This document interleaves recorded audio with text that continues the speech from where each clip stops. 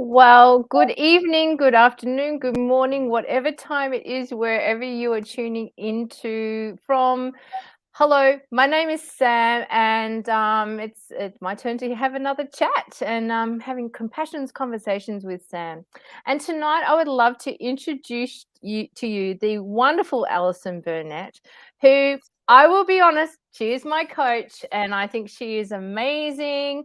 I have found that working with her has allowed me to have so many more breakthroughs. I was obviously ready to go through this. I've sort of jumped into my own personal development with open awareness and just bring it on. Let's see what I can learn about myself. So, welcome, Ali. Thank you so much for joining us tonight. Thank you. I realized I was so into I was watching the intro and I was checking it out and I was thinking about the words that were coming up. And then suddenly it was you and I on screen and I had that deer in the headlights look, like, oh, it's over now. It's just me. Yeah. All right then. Yeah. I think I was a bit like that when with my first show too. It's just like, yeah, you just get so engulfed in what you're watching, Yeah. and then boom, it's over, and now it's just us. So yeah. So if anyone's tuning in, if they wish to chat, I have the chat box up, and we'll answer any questions that may come up. And tonight we're going to talk about triggers. Yeah. I had to do it. I know you did. So yeah, and I will warn people. Sometimes we go down a rabbit hole because we know each other quite well.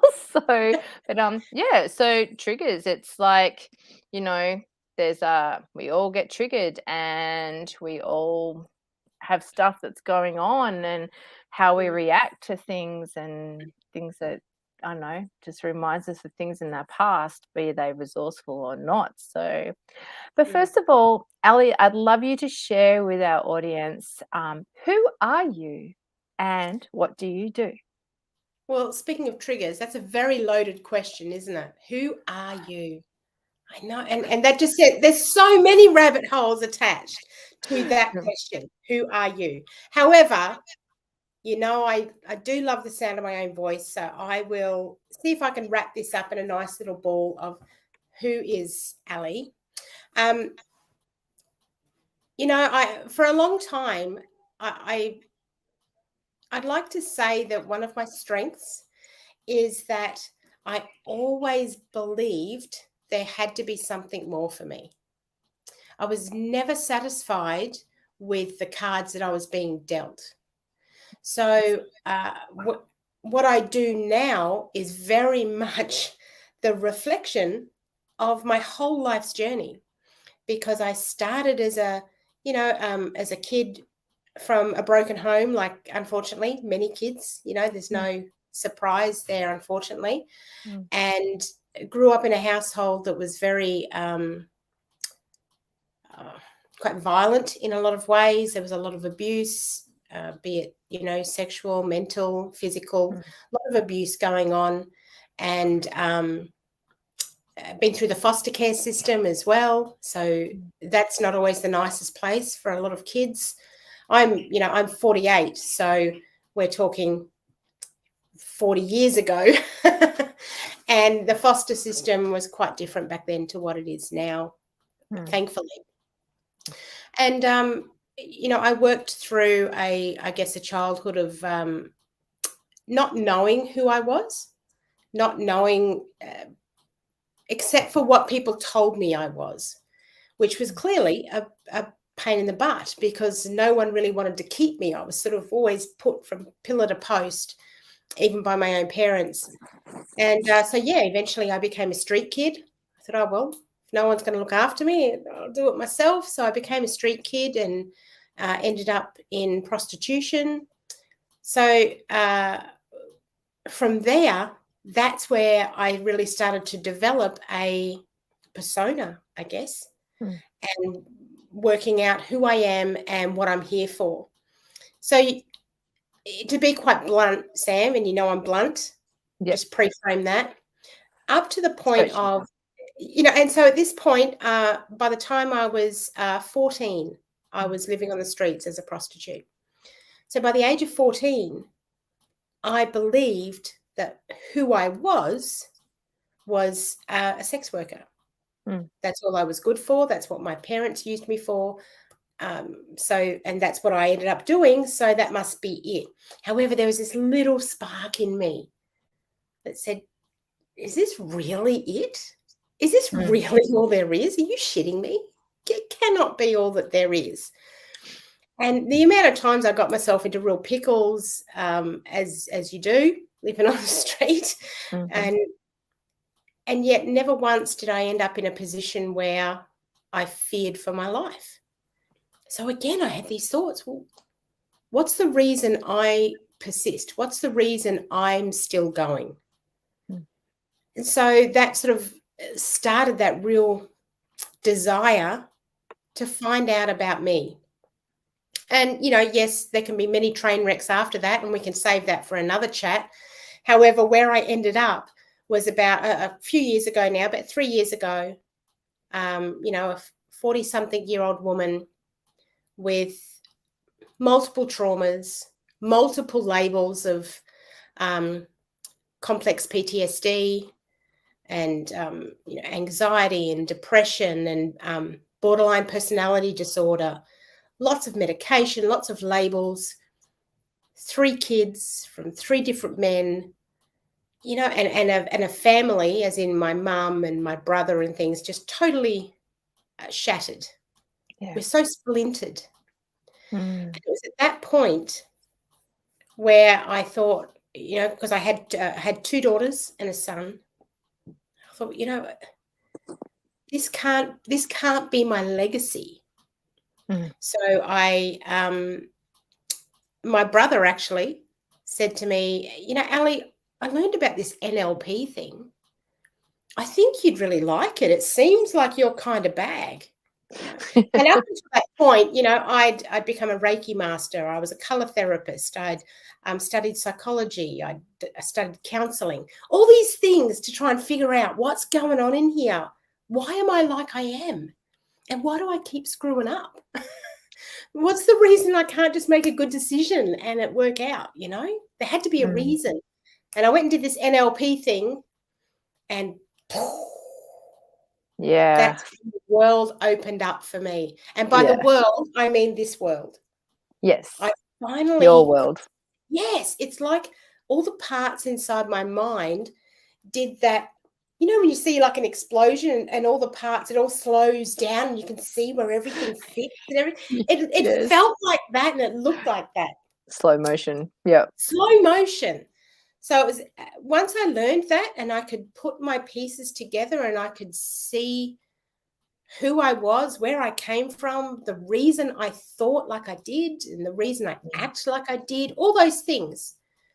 I thought, okay, yeah, I need to become some sort of, NLP messiah or something, just traveling the world, spreading the good news, It's so true. I call you the NLP goddess, because even the couple of times I've done the courses with you, it's like I've learned something new and I've learned something at a different depth. And it's, and it's kind of like that flower that just blooms and then blooms that little bit more. So you've got all these different layers coming up and, understanding the unconscious mind, how it processes things and then how we can, I think the biggest thing that I've got from you is like taking on my own personal power. Like I still muck up, I still muck up. But however, rechange my language. I know, reframe. However, I own my muck up now, where before I used to blame a whole ton of other people. I own my muck up and I actually have compassion with my muck up and I just go, oh, okay, let's try that again. I can actually have a bit of humor. Yeah.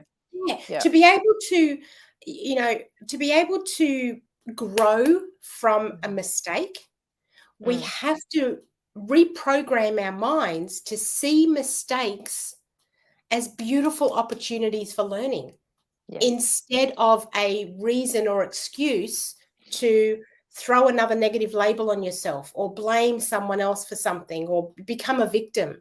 Yeah. That's where the personal power is. It's not in the accomplishments, to be honest. Personal power is when you can face adversity and see your part in that, Mm. because then you can change the trajectory. That's so true. It's like Yeah. really understanding that we play a role in everyone else's movie, just like everyone who's in our life plays a role in ours. And when you understand it from that point of view, you go, oh, so I actually had a part to play in that. Yes. Yeah. I one of the common things I'd say, because when I started my coaching career, I used to help women overcome childhood trauma. Mm. And a lot of the time when, my clients would be sort of having that real beautiful venting time where they can just get all the shit out, just get it all out, and really just purge, I suppose. And then we'd talk about the themes that I could pick up in their language. And one of the themes that comes up a lot with people who have suffered multiple traumas, especially, is the difficulty with intimate relationships, Yes. because of the vulnerability and, wonderfully enough, triggers. They're two of the big things that causes these problems. And so they'd have all these relationships, and so many times, and I've been guilty of it as well, all you can see is how the other person made you feel or do something, Yeah. And so we'd get to a point anyway where I would say, you know what? Who was at the scene of every crime? Yeah. Like, yeah, that was me. Yeah. Yeah, that's right. The common denominator here. Confronting. Yeah, Yeah. it's like gulp. When you realize you're the common denominator, again, it's not about blame though, is it? No. It's about going, okay, hang on. Well, if I am the common denominator in all these, let's call them failed relationships, really they're not. They're teaching you things. However, another rabbit hole. Yeah. When you realize that you're the common denominator in them all, it's such a beautiful opportunity for you to go, okay, well, what part did I play in each role there? What was I looking to fill? What was I missing? What was in this relationship but was missing in this one? And start to really pull it apart. Yeah. And then that's where you learn what it is you want. What are your values? What are you craving? Yeah. Where your needs aren't being met and what you really want for yourself, especially when you maybe, like you said, you were labeled by a lot of other people, and you wouldn't even know you. So, yeah. So Right? I guess it leads to a question, from an NLP perspective, what is a trigger? What is a trigger? I love triggers. I get really trigger happy, Sam. I got to tell you. Well, let's call a spade a spade. A trigger is basically a reaction, whether it be, emotional or physical. However, they're very interlinked, aren't they? Yeah. A reaction to an external event, an external happening, an external, something through your five senses triggers off a reaction in a person, right? Yeah. Yeah. And so when you think about it, because everything external to us, we have a choice on the meaning that we give everything external to us, every single thing. Yes. Down to, this pen. Yes. I decide what this pen means to me. Yep. As does everyone else. So if we have that kind of power to decide what something means, ultimately then we are the one who decides to be triggered.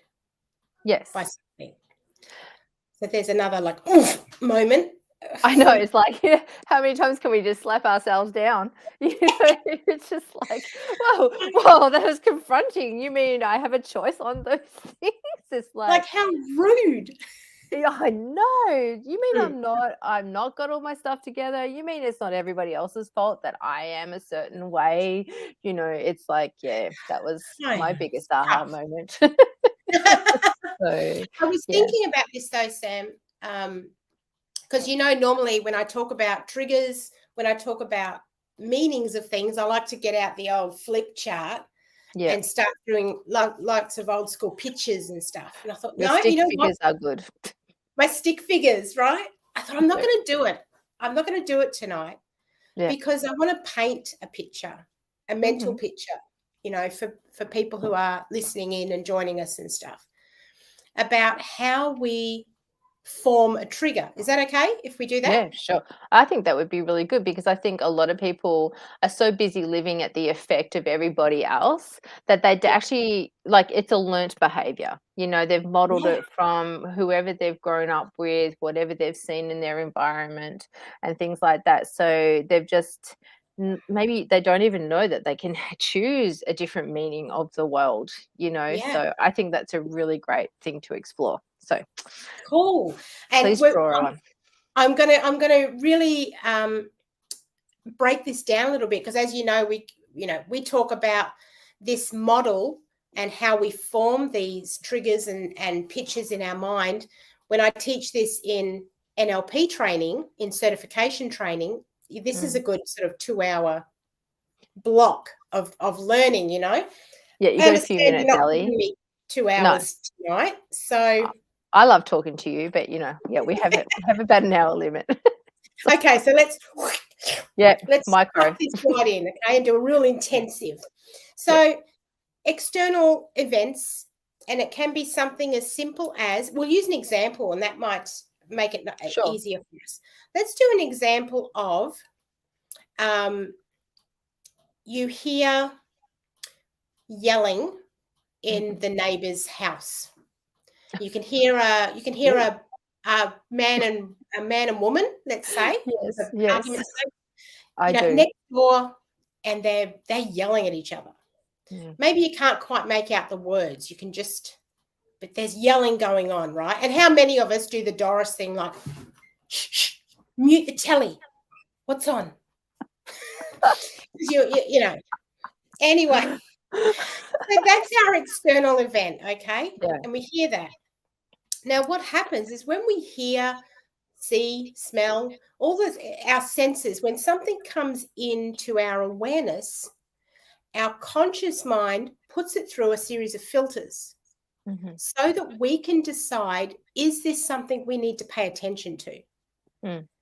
Because if you really break that down, I mean, that's a great question in itself. How does someone decide whether an event is something worth their time or not? Yes. Again, another rabbit hole, Sammy. So we put it through these filters, and these filters are made up of things that are quite biological. However, they're also made up of things that are in our unconscious mind, which are things like our values, our beliefs, our even opinions, excuse me, our memories, all the things that we've learned along the way and has helped us form the way we see the world. In NLP terms, we call that the model of the world. So it's the way that you've formed your world around you, your belief patterns and everything like that. So we filter these couple yelling through these filters from our past. And from those filters, we form a picture. Now, the unconscious mind only is able to communicate in the form of symbols. That's why we have dreams. Mm. So it stands to reason then that once we've given the people yelling, once we've filtered it and given it meaning, we form a picture of what that means to us. And from that picture, our body then kicks in, the physiology kicks in, and we decide, what do we need to do about it? How are we going to react? How are we going to respond? What's our state then? That's why it's called a state of mind, because the way that you react, your body, your physiology, your state is a result of what goes on in your mind. Yeah. So you could have two people, say in my house, and we hear the arguing in the other house. Now, perhaps I have come from a quite traumatic, violent background. And so when I hear yelling, I filter it through my past. I filter it through everything that I've learned. And what does yelling mean to me based on my model of the world? And then I get a picture. And the picture I might have could be domestic violence, or that someone's going to get hurt, or this is going to escalate, or what if the police turn up? Suddenly I've got all these different symbols that I've given meaning to someone yelling. Now, from that meaning, from that picture, then my physiology kicks in, because that's what I've taught it to do in the past. In the past, when I have been confronted with a violent kind of situation or something that could cause me harm, my body has learned to protect myself. So it will go into fight or flight. Yes. And it just happens so quickly. We're talking seconds, less than, you know. You don't even notice it really, do you? No. You just like, it's just so automatic, and you go, okay, I need to protect myself. There's my ego, gets in survival mode. You know, what can I do? And it's such a quick cycle that I've actually worked with people who used to believe that when their palms were getting sweaty, that was when they knew something bad was going to happen. And yet that's not, it's just that they are already making meaning of something that's happening outside of them. And so quickly their body's reacting and they're getting sweaty palms, ready for fight or flight. They just don't realize it. It's that quick, that survival mode. So I've reacted, and perhaps my physiology's changed, and perhaps my reaction then, because I've been triggered, is that I'm going to either, maybe I call the cops, or maybe I go and lock myself in my room because I'm scared, or I will take action in some respect. Yes. Now, maybe the person who in the house with me doesn't even realize, didn't even hear the yelling. And then all of a sudden thinks, what is going on with Ali? And then listens and then starts laughing. And I'm like, what are you laughing at? And turns out that that person can hear, and it's actually them screaming at the telly because there are opposing football teams, and one football team's beating the other football team, and they're screaming at each other because their football teams are facing each other. Oh, what a perfect example. Yes. And so you can see then how differently, based on our filters. So because the other person in my house may not have had the same filters, the same memories, the same values and things, when they heard yelling, what was triggered for them is curiosity. Yeah. I don't know why Ali is acting like a freak, so I'm gonna listen in and see what this is. Yeah. And then, then we can figure it out together, and we can see that from the same external event, because of our filters, because of the way that we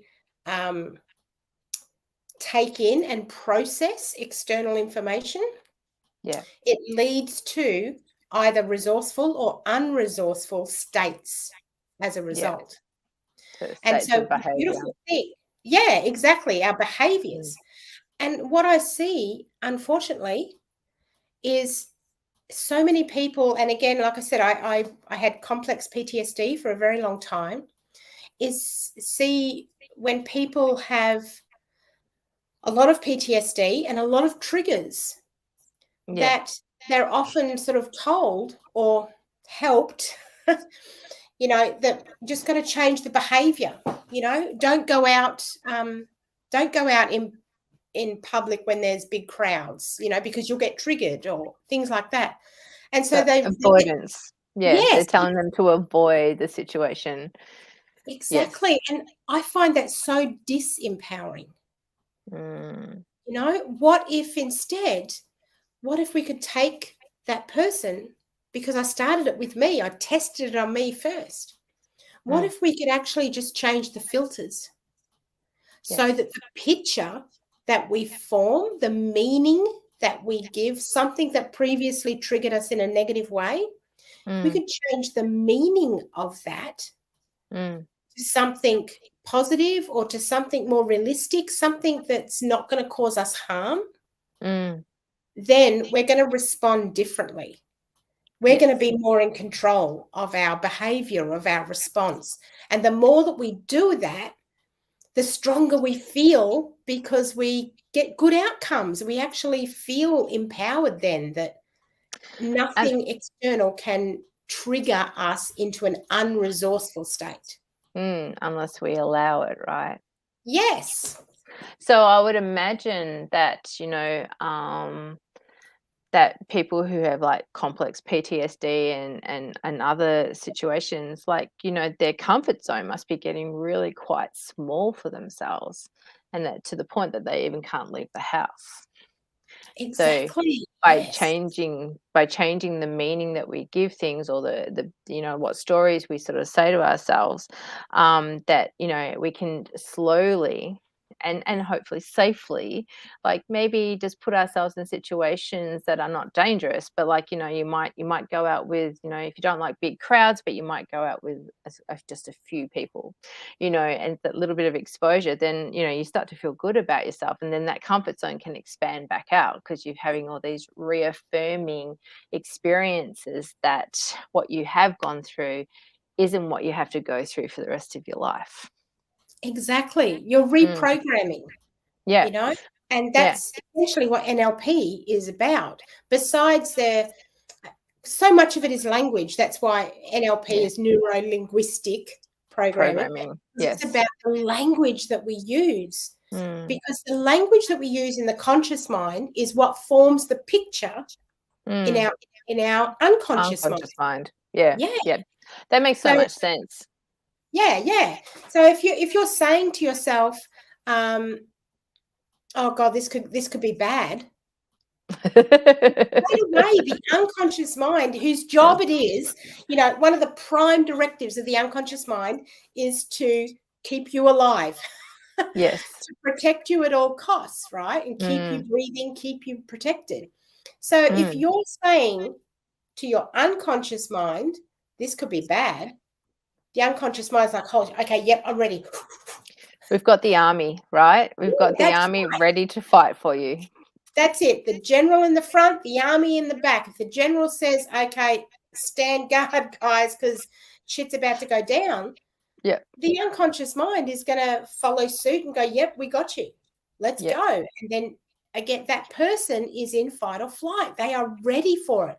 yeah. And yet, all it could be is, the person going to a lunch with friends and they're the first person there and no other friends are there yet. And so the anxiety kicks in that, oh God, what if I got the day wrong? What if the time's wrong? What if no one turns up? What if this Yes.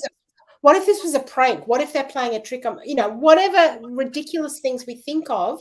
I've done this. I've actually, even just going to a party, and especially when I first moved out on my own, and and it got to a point where because there were going to be people there from that knew both the father of my children and myself, like it was just like going to be really awkward. And in the end, I ended up not going because I had this huge anxiety moment and I couldn't even pick something to wear. Because I had all these stories going off in my head, and I'm just going, "Oh my goodness." So yeah, I And look at so that. understand. You were triggered and you I hadn't was. even done the external event yet. You hadn't even got it in front of you. Simply the thoughts about the event Yeah, triggered in you yeah, anxiety. And I mean, anxiety itself comes from yeah. our conscious brain having gaps in knowledge. Yes, that's right. When it, And I was creating that myself. I'm so well aware of that. And I was aware of that at the time too, but it's yeah. just like so. So Adam, hi Adam. He's actually written a question in the chat box. For those that don't know, what is the difference between the conscious mind and the unconscious mind when dealing with triggers?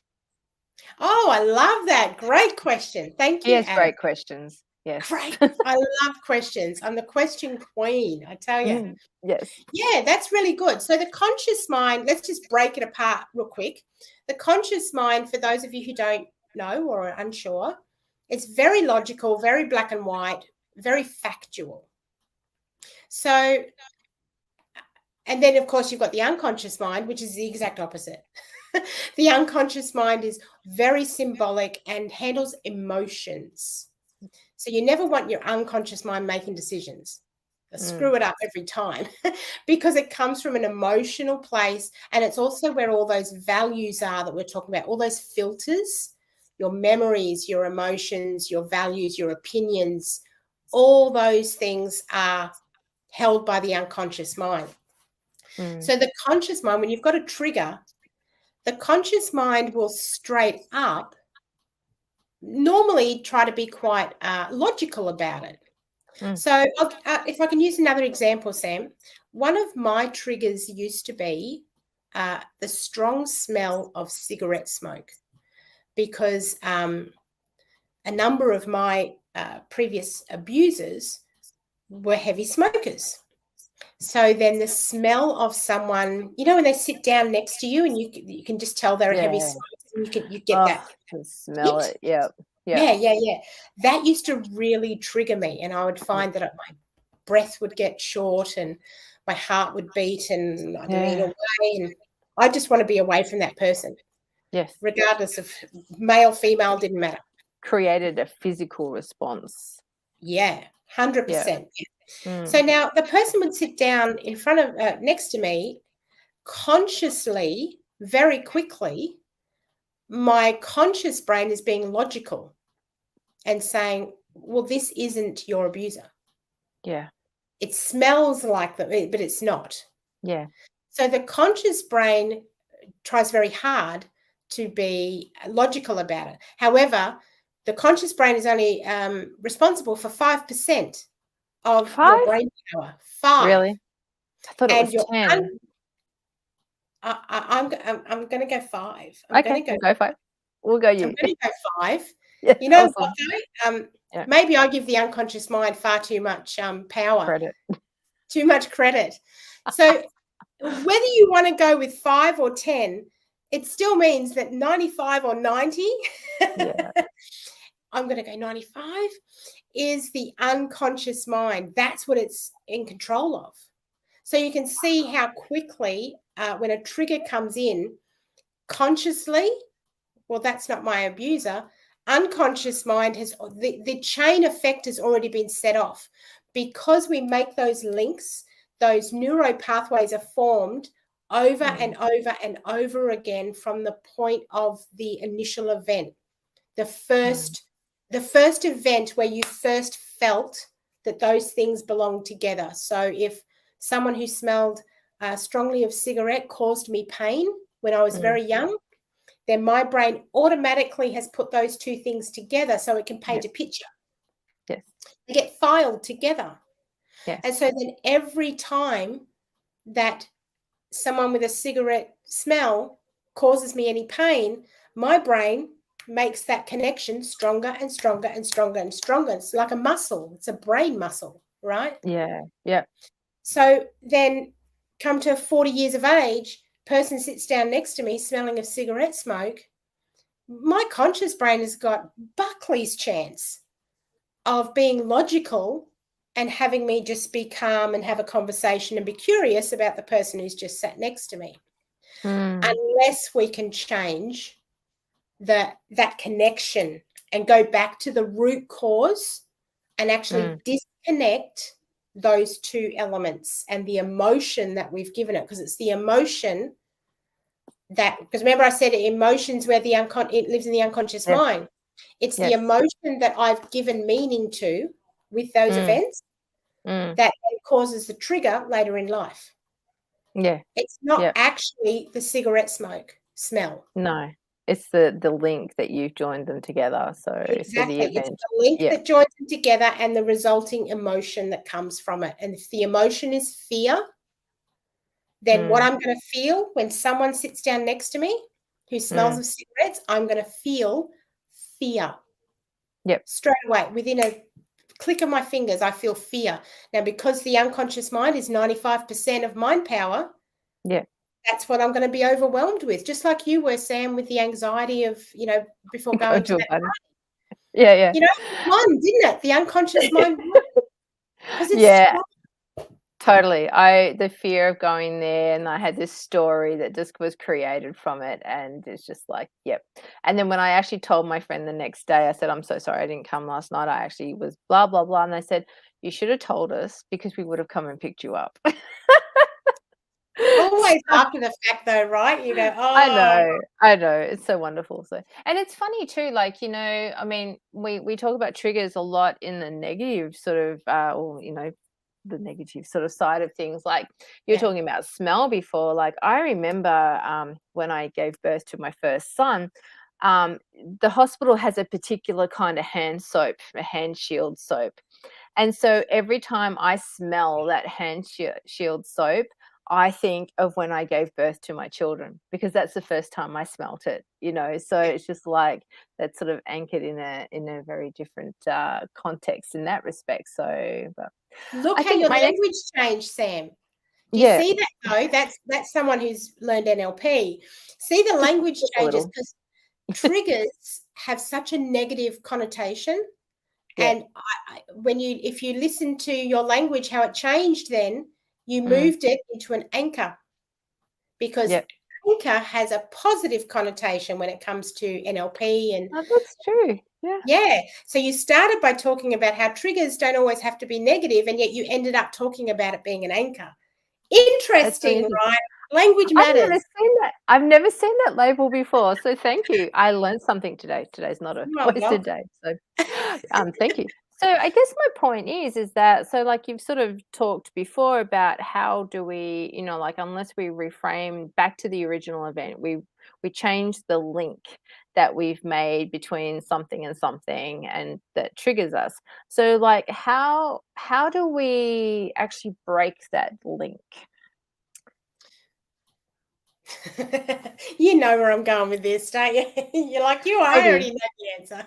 Maybe, but I think that's a really good question because like so many people are so triggered and they feel like they're so stuck that they can't change or they can't get rid of something. So like how can we break the link if it's in a negative like opportunity Yeah, yeah, that so they can't be triggered or they can practice not being triggered.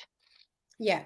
100%. I will always say, since doing NLP, my first and greatest intervention is timeline Mhm. therapy. Oh, Um, yes. Timeline therapy has been used very, very successfully in the UK with, gosh, now I've got, because it's a warrior program in the UK, but it's not the mental health warriors. I think it is actually just called the warrior program, and it's Okay. endorsed by Prince.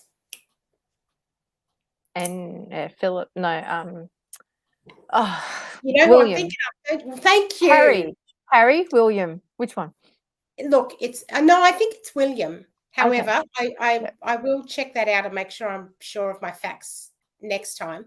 However, timeline therapy, it's been used really successfully in that warrior program to help retired or injured servicemen with PTSD.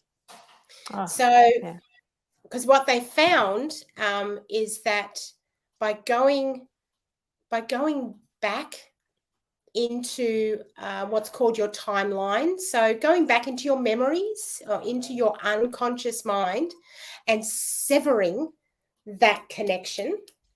It's not mm, about forgetting the event happened. You'll never no, do that, and no one really wants to. In a way, it's part of your story. It's part of the tapestry that made you.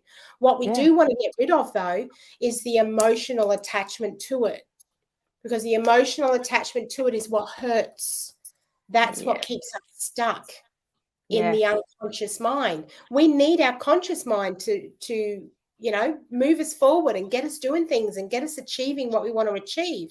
mm, However, if the unconscious mind is constantly pulling us back, saying, well, no, you can't do that because you're scared of the dark, or you can't do that because you've got this label, or you can't do that because you have severe anxiety. If we keep believing that, then we're mm, never going to move forward. We're going to be stuck. So timeline therapy allows us to go back and detach the emotion that mm, we put into that event. mm, And then we're able to move, learn from it and move forward through our life without carrying all that baggage of the emotions that we've carried. You think about think about when something happened, if you were like, I don't know, 10 years old, and something really, something yeah, awful happened, something terrible, you had a bad memory or something, and you mm, still remember it as an adult now, you still remember that. There is zero doubt that that is one of your filters, and it has helped shape the way that you look at the world around you. So if you actually go back to that event and disconnect to the emotion that it made you feel, perhaps it made you angry or made you believe that you're a stupid, made you believe that you weren't good enough. Not good enough, whatever the belief is, right? Imagine if we got rid of that belief then.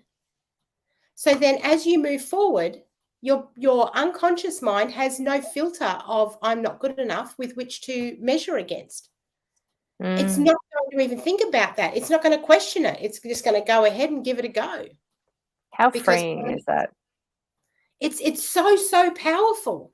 And that's what I've used with women with trauma. And it's what I use now with, with my company now. And I work with men, women, children. I've worked with young kids. And I use timeline therapy first. So honest to goodness, I will shout it from the rooftops.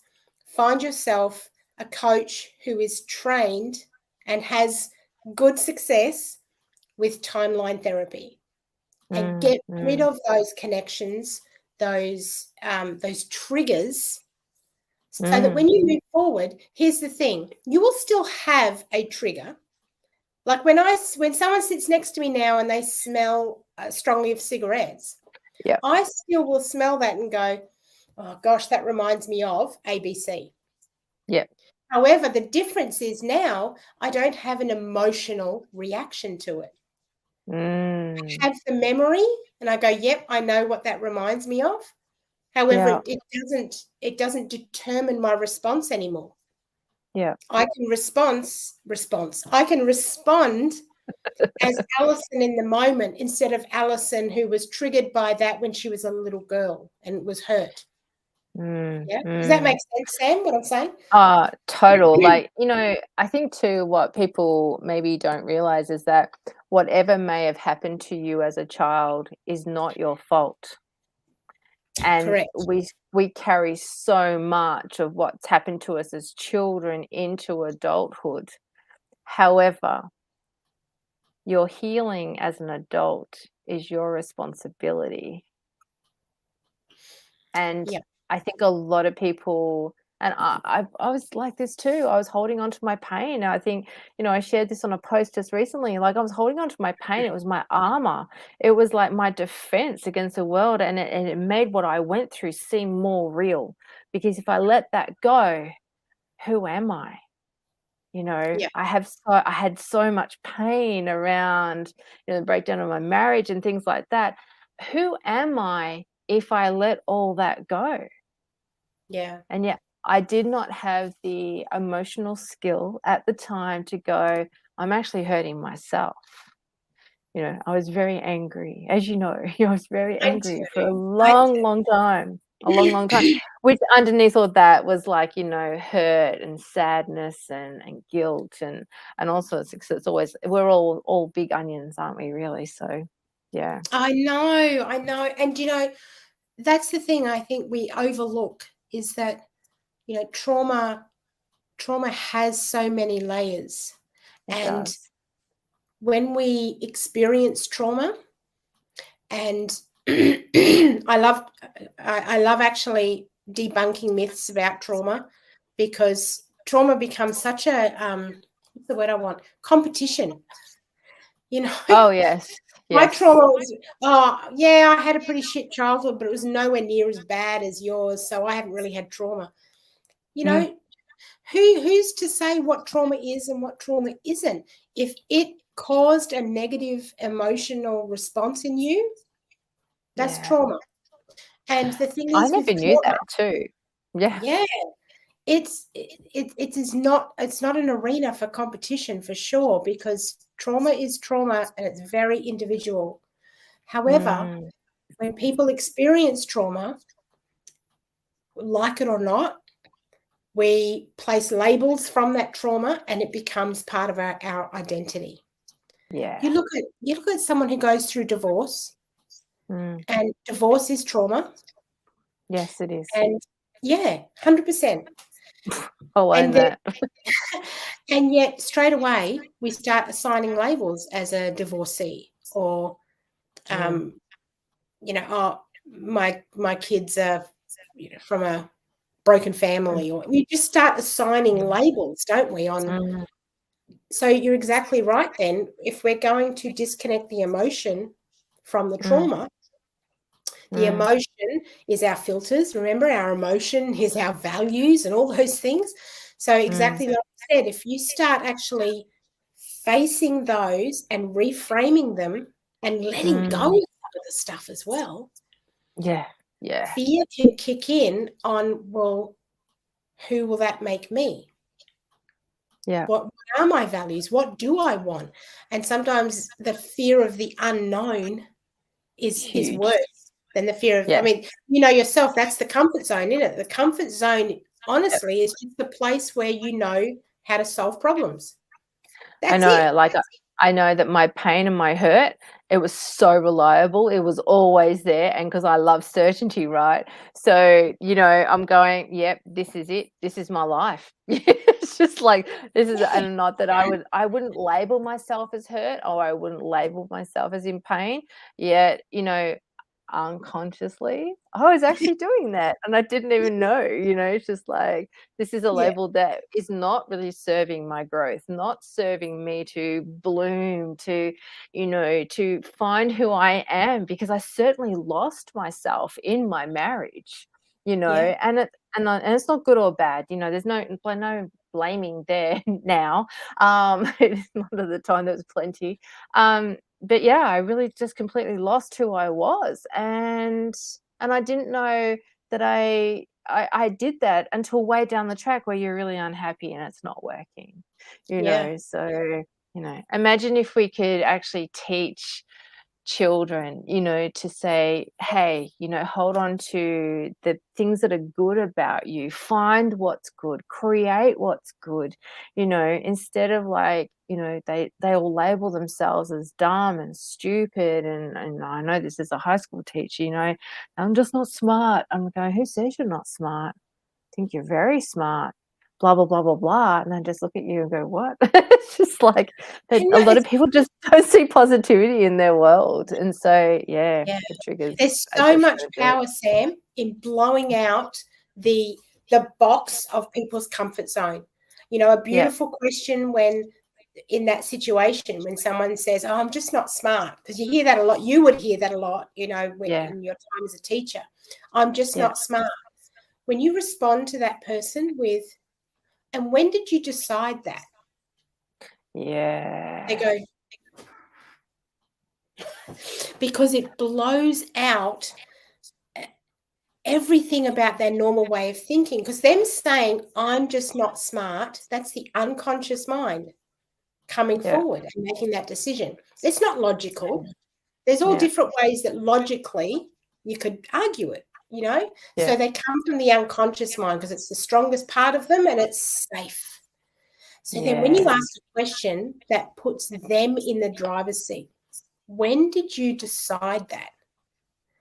What it I does love is that question.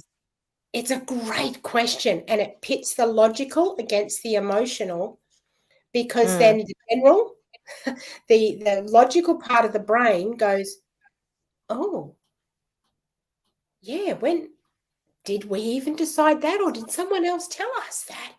And so it sets off this curiosity kind of journey, and so much discovery for a person. And again, I'm all about empowerment.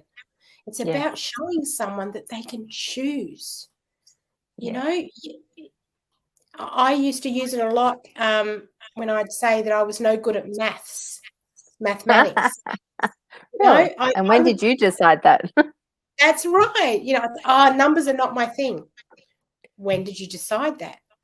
And it really sets you thinking about so much. It's just it's a beautiful question. I'm in love with it. You know, I love good questions, quality I questions. know. Good Um, quality questions, better quality answers. and that sort of question works for triggers as well. You know, not everyone is in a position where they can go and get timeline therapy. I understand that. Yes. Yeah. However, I do believe Sammy, you're trained in Yes, timeline I therapy. am. Pretty I sure. am. Oh, just a wee bit, it's like and it's so freeing. And I do run certification courses for anyone on here who wants to learn how to do timeline therapy. I'm your Yep. gal. The However, best that gal. aside, that Yes. question can help with triggers as well. If you have someone in your life or you yourself say, oh, I couldn't possibly talk on stage. I'm stage fright. Oh, when did you decide that? It's the same kind of concept. It blows out the boundary of that comfort zone. Yeah. And the minute you can blow the boundaries, what you're actually doing for that person is showing them possibility. It doesn't mean that they'll then get up and go, oh, yeah, geez, I don't know when I decided that. I'm going to go and get on stage now. No, let's be real.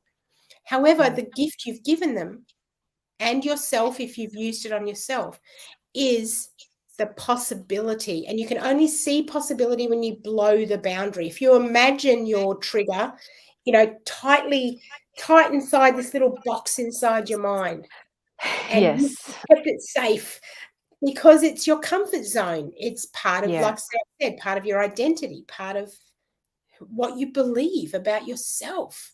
It's precious. I get that. Yeah.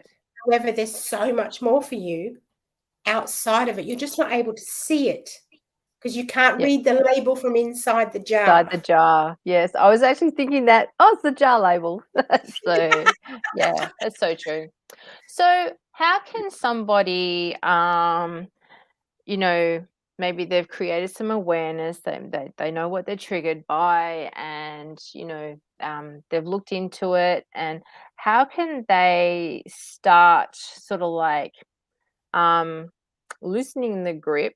What is needed for them to actually loosen that grip? Because some people they're so stuck to their labels, it's their real identity, and they'll fight for those more than they'll fight for other things, right?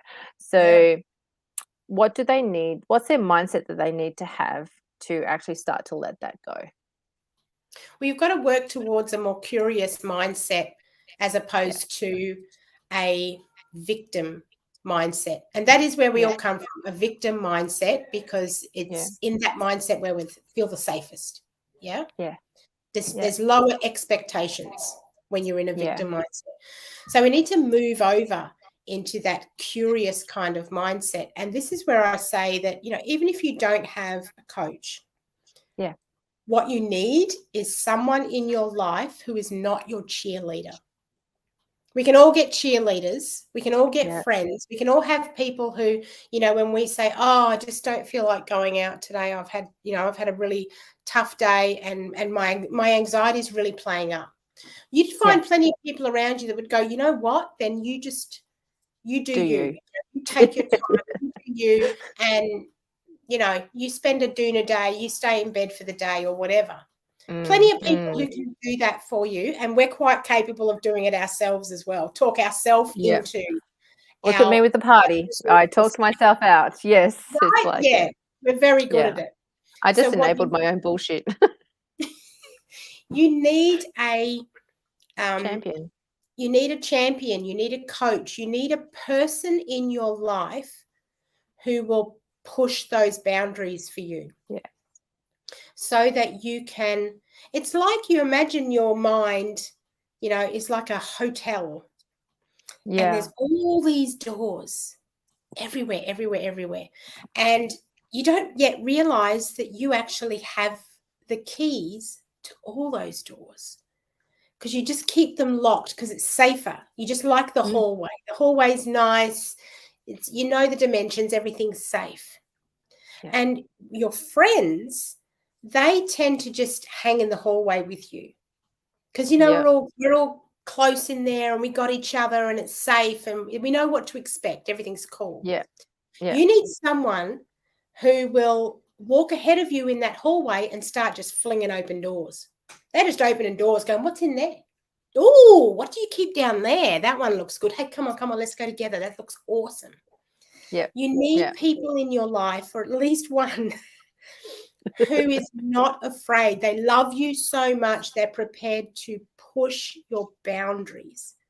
Because your boundaries, and Sam touched on this earlier, didn't you, Sam? That our comfort zone can become so small and that we actually then start to surround ourselves with people who fit inside our comfort zone. Yeah. We need people who are happy to stand on the outside and build this out a little bit, let it expand so that you get a little bit more empowered every time. And you're only going to do that by having someone in your life who pushes your boundaries. That is so true. Like, I guess this is where I've gone down this personal development line, because I'm sitting here going, 8 years ago, there has to be something more than this. I don't know what to do. And then all of a sudden, the little curious me that got buried by so much emotional baggage just went, well, why don't we just go and find out? And then like brain went, okay, then. It's just like we're having this dialogue between the heart and the head, and we're not liking each other. We haven't been liking each other for quite some time, and it's just like the brain goes, well, maybe I could, because this is not working. The logic is going, I'm unhappy. The logic's going, we're not finding anything beautiful in our life. And then the beauty came from within here. So Adam's just said that I learned if you come across someone who will give advice, they are not there to help you or listen. They are there to tell you what to do, and straight away avoid that. That's interesting. You want to look for people who ask questions as opposed to assume. They're the advice givers often. I think it's different if someone's giving advice if they've asked questions and the advice has been asked for. That's a different kettle of fish. But those who just sort of jump in there, they haven't actually asked for any context. They haven't, they haven't looked at the structure of your thinking. They're just blurting out, well, this is what you should do. If they start using words like that, you should, then, I would with love, thank you. I really love what you said there. Thank you for taking the time. And then data dump, take what you need, data dump the rest. You don't have the mental space to hold on to it. Yeah. No. And I think also too, and getting to, I guess, where I sort of come from is that if we can do everything with no judgment, like we're sort of just learning and we're feeling our way, and it's kind of like me and my cooking. Sometimes I make great meals and sometimes I go, oh, well, it was edible and it was nutritious, but it didn't taste good. It was edible. It was edible. It's like no one's gonna die. Do you know what I mean, from that food? But like sometimes, you're gonna have good days and you're gonna have the not so great days. And to just look at it, everything with compassion. Like, if you're learning to sort of like disarm some of those triggers, or like, sort of like reframe what they mean to you, to go, you're not always going to get it right every day. There are going to be days where you feel maybe a little bit more emotionally vulnerable and the trigger might sort of come back a little bit. However, you go, okay, yep, that triggered me today. Tomorrow's a new day to do it better, and just have total compassion with yourself, because letting go of triggers, or reframing them so they don't have that emotional connection with it, it takes it's practice. It's not something you just can't turn on the light switch and just go, hey, I'm not triggered anymore. Well, that's what when you think of it, like previously I said, triggers are like a mental muscle. You have built that up. It is so strong now. I know. And the secret is not about saying don't be triggered by that, because the minute we say don't do something, our brain says we are so okay, doing that. So what we're doing is we're providing an alternative. That's what blowing the boundaries is all about. It's an alternative theory, an alternative pathway. So you grow actually a new, neuro pathway, a new way to think. Now the thing is, you've got your trigger, which is a big, strong, hunky, tough muscle.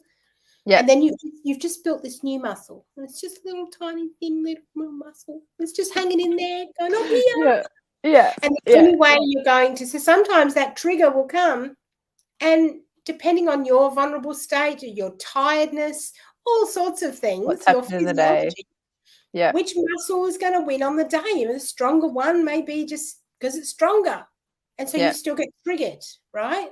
Yeah. However, every time that you go down the alternate pathway, you start building up that muscle more and more. And the more times you travel this pathway, the alternative one, this one, the strong one, starts to weaken.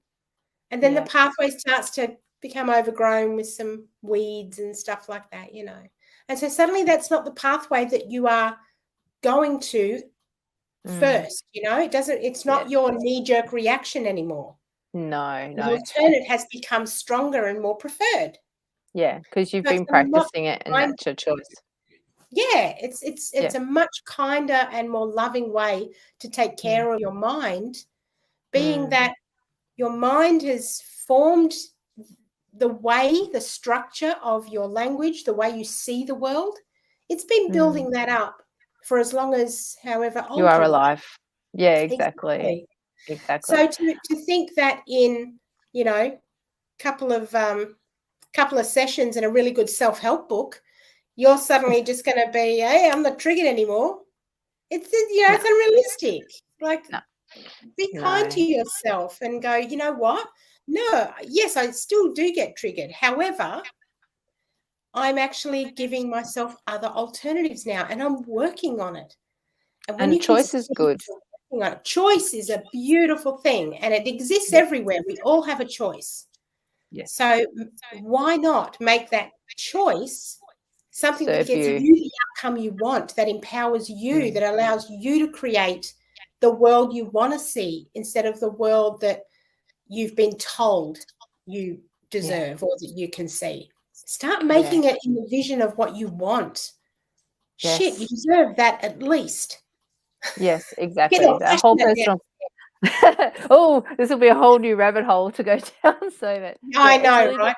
It's about taking that total personal power, doing it with compassion. For me, it's about dignity because that's one of my values, and to know that I actually have a choice on how I think. It takes practice, just like learning to walk when you were a baby took practice, and yet a lot of us can do that quite well. So, I guess that's what it's all about. So, yes. Yeah. Yeah, totally. Well, Ali, you have been absolutely amazing. Thank you so much for giving up your time tonight. So, it's my pleasure. I've loved being here. Thank you. And do you want to have a little plug of your new company? Oh, yes, I do. So if you're interested in what I do or learning more about NLP, timeline therapy, hypnotherapy, my company is called Talk Train Co. Talk Train is one word, and Co. We've got a website. We're on Facebook. You can come and see us. We do certification courses in NLP, so you can become a practitioner or a master practitioner in NLP. And I also run courses on NLP for couples and for kids as well. So I've got three kids. Awesome. 3 kids, and believe me, it's never too late. My daughters are 28 and 24 years old, and they are becoming master reframers, let me tell you. And my son is 5. So I've been doing a lot of work with him with anchors and eye patterns and language formation and things like that, so that he's got a positive language that he uses to form the world that he sees. So it's never too late to reprogram your own thinking, because it's entirely within your control. And that's why I do what I do. And I teach these courses. I coach one-on-one still and have group programs. So, yeah, we have a lot of linguistic fun. Oh, total fun. Yeah, it's been awesome. So, well, thank you so much, and thank you to all the listeners out there. I hope you have found this topic today helpful helpful, and maybe it's just planted some seeds for you to think about, maybe some of the things that, have been triggering you, and maybe how you can let that go. And as Ali said, you could always look at her in Talk Train, look it up on Facebook. I also do timeline therapy, and I'm also trained in NLP, so you can look up me as well. I was trained by Ali, so we're all rocking and rolling. So it's probably, I know, it's been one of the best things. So anyway, we've got a little bit over the hour, so I will finish this tonight. Thank you everyone for joining in, and thank you once again, Ali. This has been so great, and Thank you. yeah, I think people will got a lot out of it. Yeah, much love. Take care, everyone.